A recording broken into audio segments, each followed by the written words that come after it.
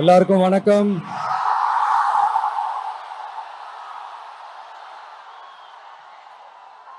எல்லாரும் எப்படி இருக்கீங்க? சாப்பிட்டீங்களா?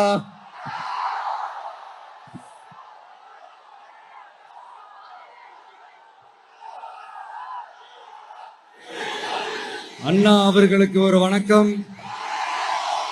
பெரியார் அவர்களுக்கு ஒரு வணக்கம். இப்ப நான் எந்த மண்ணில் நின்றுட்டு இருக்கிறேன் தெரியுமா? ஆண்டவர் அன்போட நெல்லுக்கடை மாரியம்மன் அன்னை வேளாங்கண்ணி ஆசியோட கடல் தாய் மடியில் இருக்கிற என் மனசுக்கு ரொம்ப நெருக்கமான நாகப்பட்டினம் மண்ணில் இருந்து நின்று பேசிட்டு இருக்கிறேன். என் நெஞ்சில் கொடியிருக்கும்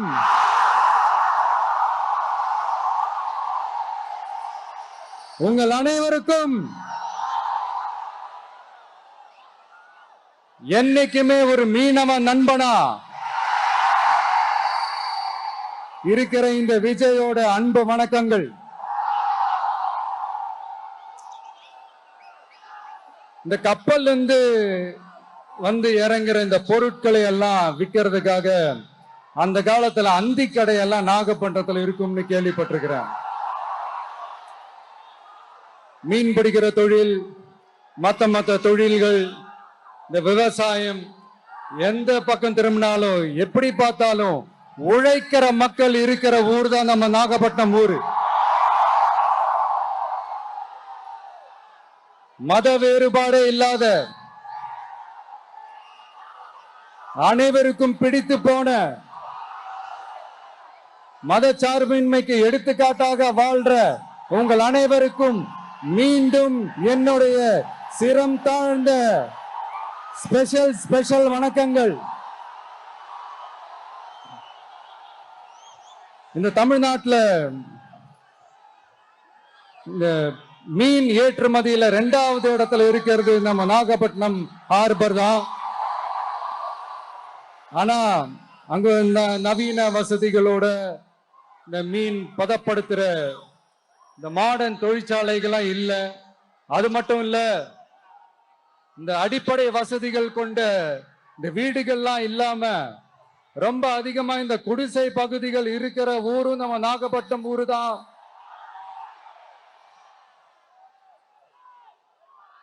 இந்த முன்னேற்றத்திற்கெல்லாம் எங்கள் ஆட்சிதான் சாட்சி.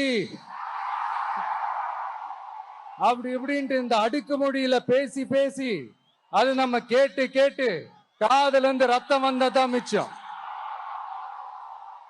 இவங்க ஆண்டது பத்தாதா?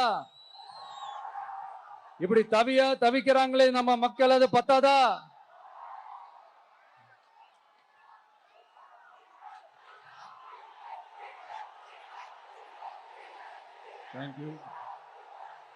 தேங்க்யூ. இந்த இலங்கை கடற்படையால நம்ம மீனவர்கள் தாக்கப்படுறதையும் அதுக்கான காரணத்தை பத்தியும் அதுக்கான தீர்வை பத்தியும் நான் மதுரை மாநாட்டிலே நான் பேசியிருந்தேன். அது ஒரு தப்பா? மீனவர்களுக்காக குரல் கொடுக்கறதும் அவங்களோட நிக்கிறதும் நம்மளுடைய கடமை, நம்மளுடைய உரிமை. நான் என்ன இன்னைக்கு நேத்தாங்க அவங்களுக்காக குரல் கொடுக்கிறேன். இதே நாகப்பட்டினத்துல 14 வருஷத்துக்கு முன்னாடி 2011ல February 22 இதே நம்ம மீனவர்கள் தாக்கப்பட்டதை கண்டிச்சு ஒரு பொதுக்கூட்டம் ஒண்ணு நடத்தணும் இல்லையா?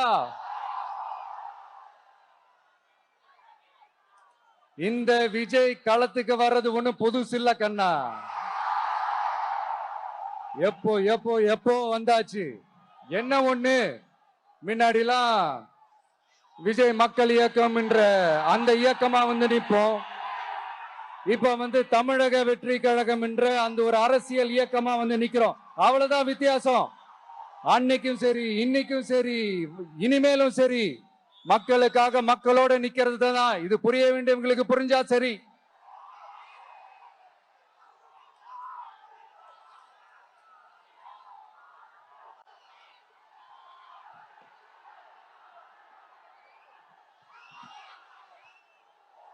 மீனவர்களுக்காக குரல் கொடுக்கிற இதே சமயத்துல நம்ம தொப்புள் கொடி உறவுகளான ஈழத் தமிழர்கள்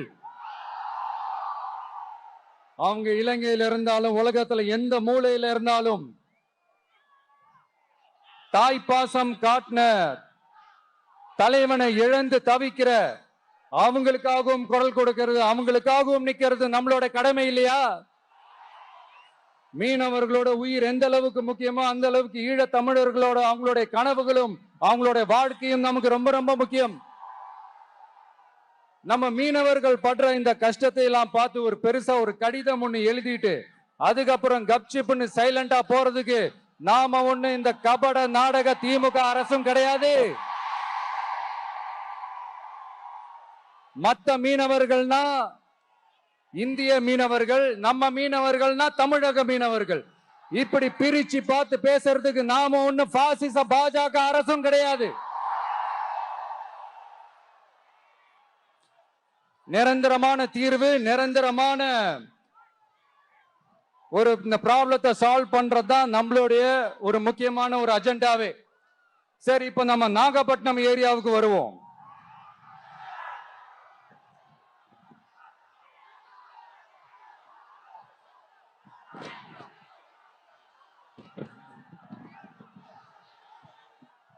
இங்க இருக்கிற மண் வளத்தை பாதிக்கிற இறால் பண்ணைகளை முறைப்படுத்தணும். அப்பதான் மீனவர்களோட வாழ்வாதாரமும் விவசாயிகளோட வாழ்க்கையும் பாதிக்காம இருக்கும். கடலோர கிராமங்கள்ல மீன் அரிப்புல இருந்து பாதுகாக்கிற அலையாத்தி காடுகளை அழிக்கிறத பத்தி தடுத்து நிறுத்தி அதுக்கு ஒரு வழி பண்ண வேண்டிய அரசாங்கத்துக்கு இதை விட ஒரு முக்கியமான ஒரு வேலை ஒண்ணு இருக்கு. அது என்ன தெரியுமா? சொந்த குடும்பத்தோட வளர்ச்சியும் சொந்த குடும்பத்தோட சுயநலமும் தான் அந்த முக்கியமான வேலை. இங்க இருக்கிற மக்களுக்கு குடிக்க தண்ணி இல்லாம தவிக்கிறாங்க. அதுக்கு தீர்வா காவிரி தண்ணியை கொண்டு வரலாம், மக்களோட தாகத்தை தீர்க்க. கொண்டு வந்தாங்களா? இவ்வளவு பாரம்பரிய கடல் சார்ந்த ஊர்ல ஒரு கவர்மெண்ட் மெரைன் காலேஜ் ஒண்ணு கொண்டு வரலாம். கொண்டு வந்தாங்களா? மீன் சம்பந்தமான எந்த தொழிற்சாலையும் அமைக்கல. அமைச்சாங்களா? அட்லீஸ்ட் நிறைய பேருக்கு வேலை வாய்ப்பு கிடைக்கிற மாதிரி தொழில் வளர்த்தியாவது பெருக்கலாம். அதையாவது செஞ்சாங்களா? ஆனா ஒவ்வொரு டைமும் வெளிநாட்டுக்கு டூர் போயிட்டு வர்றப்பெல்லாம் அத்தனை கோடி முதலீடு, இத்தனை கோடி முதலீடுன்னு சிஎம் அவர்கள் சிரிச்சுக்கிட்டே சொல்லுவாரு. சிஎம் சார், மனசை தொட்டு சொல்லுங்க, வெளிநாட்டு முதலீடா இல்ல வெளிநாட்டுல முதலீடா? ஒட்டுமொத்த தமிழ்நாட்டுக்கும் முதலீடா இல்ல உங்க குடும்பத்தோட முதலீடு வெளிநாட்டுக்கு போகுதா? வேளாங்கண்ணி, நாகூர், கோடியக்கரைன்னு இங்க இருக்கிற டூரிஸ்ட் பிளேஸ் எல்லாம் கொஞ்சம் நல்லா டெவலப் பண்ணலாம். பண்ண என்ன குறைஞ்சா போயிடுவீங்க? வேதாரண்யம் பகுதியில் உப்பு ஏற்றுமதி செய்யறதுக்கு வசதியை செஞ்சு கொடுக்கலாம். செஞ்சாங்களா? நாகூர் ஆண்டவர் அரசு மருத்துவமனையில பிரசவம் பார்க்கிற டாக்டரே இல்லையா? நாகப்பட்டினம் புது பஸ் ஸ்டாண்டையாவது சுத்தமா சுகாதாரமா வச்சுக்கிறாங்களா? நாகப்பட்டினம் ரயில்வே ஸ்டேஷன் வேலைகளை சீக்கிரமா முடிச்சு வைக்கலாம். அதையாவது செஞ்சாங்களா? இங்க ஏற்கனவே இருந்த ஸ்டீல் ரோலிங் மில்லையும் ரயில் பெட்டி தயாரிக்கிற தொழிற்சாலை மூடிட்டாங்க. அத மறுபடியும் திறந்தா நிறைய பேருக்கு வேலை வாய்ப்புகள் கிடைக்கும். ஏன் அதை பத்தி யோசிக்கல? மேலக்கோட்டை வாசல் NH மேம்பாலம் கட்டி 50 வருஷம் ஆச்சு. அது சரியா மேம்படுத்தலாம். அதை செஞ்சாங்களா? Thanjavur to Nagapattinam NH road வேலை பல வருஷமா நடக்குது. இன்னும் முடிச்ச பாடே காணும். அதை வேகப்படுத்தி முடிச்சிருக்கலாம். அதையாவது செஞ்சாங்களா? ரொம்ப முக்கியமா நெல்லு மூட்டையெல்லாம் மழை காலத்துல வெள்ளத்துல நனைஞ்சு நம்ம விவசாயிங்க எவ்வளவு வேதனைப்படுறாங்க. அதுக்கு சரியான ஒரு குடவுன் கட்டி தரலாம். அதையாவது கட்டி தந்தாங்களா? எலெக்ஷனுக்கு முன்னாடி திமுக காரங்க வந்து செய்வோம் செய்வோம் செய்வோம் செய்வோம்னு சொன்னாங்களே, செஞ்சாங்களா? இதெல்லாம் எதுவுமே செய்யாம எல்லாத்தையும் செஞ்ச மாதிரியே அதையும் பெரியம்மையா வேற சொல்லுவாங்க இவங்க. நான் போன வாரம் திருச்சிக்கும் அரியலூர் மாவட்டத்துக்கும் போய் நம்ம மக்களை சந்திக்க போயிருந்தேன். அப்போ பெரம்பலூரும் போக வேண்டியது. அங்க சில ரூல்ஸ் அண்ட் ரெகுலேஷன்ஸ், ஒரு கட்டத்துக்கு அப்புறம் இந்த பஸ்ஸே மூவ் ஆகல. அதுக்கப்புறம் அதை தாண்டி ஒரு டைமுக்கு மேல பேசுறது, சரி அதெல்லாம் விடுங்க. இந்த நேரத்துல பெரம்பலூர் பகுதி மக்களுக்கு நான் மன்னிப்பு கேட்டுக்கிறேன். சீக்கிரமாவே உங்களை தேடி நான் வருவேன் ஃபார் ஷுர். நம்ம இந்த டூர் பிளான், இந்த ஷெட்யூல் போட்டதுக்கு அப்புறம் அது என்னப்பா சனிக்கிழமை சனிக்கிழமை சனிக்கிழமை அப்படின்னு ஒண்ணு ஸ்டார்ட் ஆச்சு. அது ஒண்ணு இல்ல, உங்க எல்லாரையும் பார்க்கும்போது உங்களுக்கு எந்த விதமான டிஸ்டர்பன்ஸும் இருந்துடக்கூடாது. முக்கியமா உங்களுடைய வேலைகளுக்கு எந்த விதமான டிஸ்டர்பன்ஸும் இருந்துடக்கூடாது அப்படின்ற ஒரே காரணத்துக்காக தான் இப்படி வீக்கெண்டா பார்த்து இப்படி இந்த பிளானை ஷெட்யூல் பண்ணோம். லீவு நாட்கள்ல, ஓய்வு நாட்கள்ல வரணும்ன்றதா அந்த எண்ணமே. அது மட்டும் இல்ல, அரசியல்ல சில பேருக்கு நம்ம ஓய்வும் கொடுக்கணும் இல்லையா? அதனாலதான் இந்த ஓய்வு நாட்களா பார்த்து இப்படி செலக்ட் பண்ணோம். சரி, இப்போ நம்ம மக்களை சந்திக்கிறதுக்கு, நம்ம சொந்தங்களை சந்திக்கிறதுக்கு எத்தனை கட்டுப்பாடுங்க. அந்த இடத்துல பர்மிஷன் இல்ல, இந்த இடத்துல பர்மிஷன் இல்ல. ஆனா அதுக்கான காரணங்கள்லாம் நீங்க கேட்டீங்கன்னா சொத்தையான காரணமா இருக்கும். அங்க பேசக்கூடாது, இங்க பேசக்கூடாது, 5 நிமிஷம் தான் பேசணும், 10 நிமிஷம் தான் பேசணும். நான் பேசுறதே 3 நிமிஷம் தான். அதுலயும் அது பேசக்கூடாது, இதை பேசக்கூடாதுன்னு சொன்னா அப்புறம் தான் எதை தான் பேசுறது. அரியலூர்ல போனப்போ நான் கரெக்டா அந்த ஊருக்கு போறதுக்கு முன்னாடி அந்த ஏரியாலேயே அந்த பவர் கட்டு. அப்புறம் நான் திருச்சிக்கு போய் நான் பேச ஆரம்பிச்சதுக்கு அப்புறம் அந்த ஸ்பீக்கருக்கு போற அந்த வயரு கட்டு. இல்ல, நான் தெரியாம தான் கேட்கிறேன் சிஎம் சார். ஃபார் எக்ஸாம்பிள், இப்ப ஒரு RSS தலைவர் இங்க வராருன்னு வச்சுக்கோங்க, இல்ல நம்ம பிரதமர் மோடிஜி அவர்களோ இல்ல உள்துறை அமைச்சரோ இங்க வராருன்னு வச்சுக்கோங்க. இந்த மாதிரி கண்டிஷன்ஸ் எல்லாம் போடுவீங்க, இந்த மாதிரி பவர் கட் பண்ணுவீங்க, இந்த மாதிரி வயர் கட் பண்ணுவீங்க. கொஞ்சம் கட் பண்ணி தான் பாருங்களேன். முடியாதுல, பேஸ்மெண்ட் அதிரும்ல. நீங்க தான் மறைமுக உறவுக்காரர்களாச்சே. இதாவது பரவாயில்லைங்க. இதை தாண்டி ஒரு ரூல் ஒண்ணு போட்டாங்க, பஸ்ஸுக்குள்ளேயே இருக்கணுமா, பஸ்ஸை விட்டு வெளியில வரக்கூடாதா, கையை இவ்வளவுதான் தூக்கணுமா, இப்படியே வரணுமா.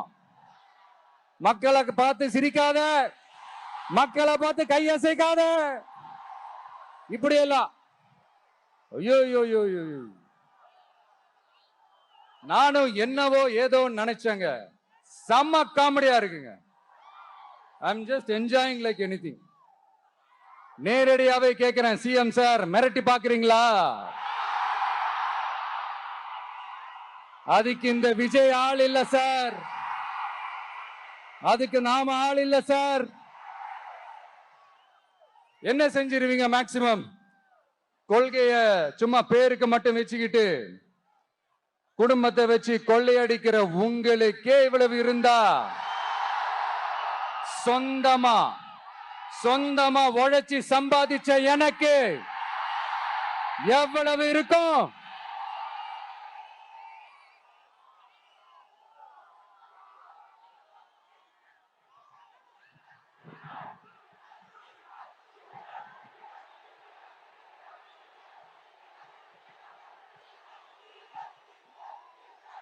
தேங்க்யூ நண்பா. என்ன நாங்க பெருசா கேட்டுவிட்டோம்? மக்கள் நிம்மதியா ஃப்ரீயா நின்று பார்க்கறதுக்கு ஒரு இடம், அதை நாங்க தேர்வு செஞ்சு அதுக்கு பர்மிஷன் கேட்கிறோம். ஆனா நீங்க என்ன பண்றீங்க?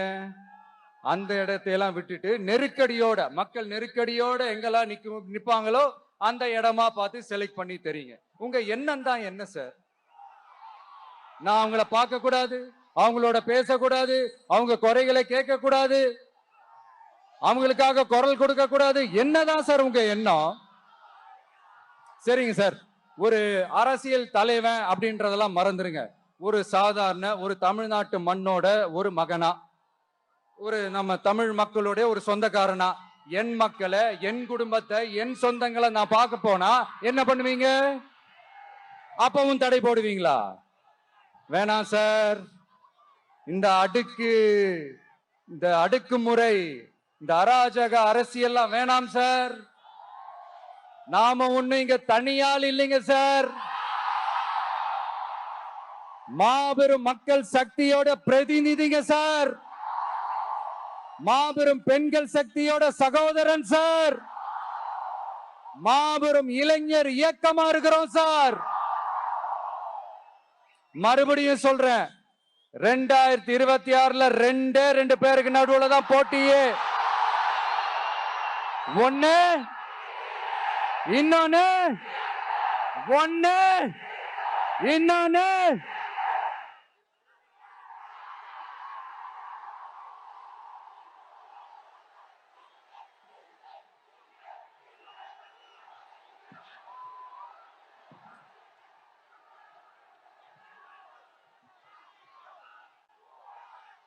இந்த பூச்சாண்டி வேலையெல்லாம் காட்டுறதை விட்டுட்டு தில்லா கெத்தா நேர்மையா எலெக்ஷனை சந்திக்க வாங்க சார். பாத்துடலாம் சார். கொள்கைய பேருக்கு மட்டும் வச்சுக்கிட்டு குடும்பத்தை வச்சு தமிழ்நாட்டை கொள்ளையடிக்கிற நீங்களா, இல்ல தமிழ்நாட்டில் இருக்கிற ஒவ்வொரு வீட்டுக்குள்ளேயும் ஒருத்தனா இருக்கிற நானா, இந்த விஜயா? பாத்துடலாம் சார். இனிமேலும் இந்த தடைகள்லாம் போட்டீங்கன்னா நான் நேரடியா மக்கள்கிட்டயே பர்மிஷன் கேட்டுருவேன். மக்களே நீங்க சொல்லுங்க, நான் உங்களை பார்க்க வரக்கூடாதா? நான் உங்களோட பேசக்கூடாதா? உங்க குறைகளை நான் கேட்க கூடாதா? உங்களுக்காக நான் குரல் கொடுக்க கூடாதா? இப்படி நமக்கு தடையா போடுறாங்களே, இந்த திமுக அரசு மறுபடியும் ஆட்சிக்கு வரணுமா? உங்க நல்லதுக்காக நம்ம உங்க டிவிக்கு ஆட்சி அமையணுமா? சத்தமா கேட்டுச்சா மை டியர்? ஏன்பா, நான் தான் அப்பவே சொன்னல, அவருக்கு ஆசையா பாசமா கூப்பிட்டா பிடிக்க மாட்டேங்குது. ஏன்பா மறுபடியும்? கேட்டுச்சா சிஎம் சார்?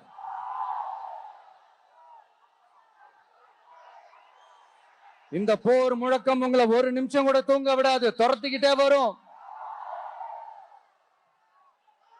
கான்பிடண்டா இருங்க, நல்லதே நடக்கும், வெற்றி நிச்சயம்.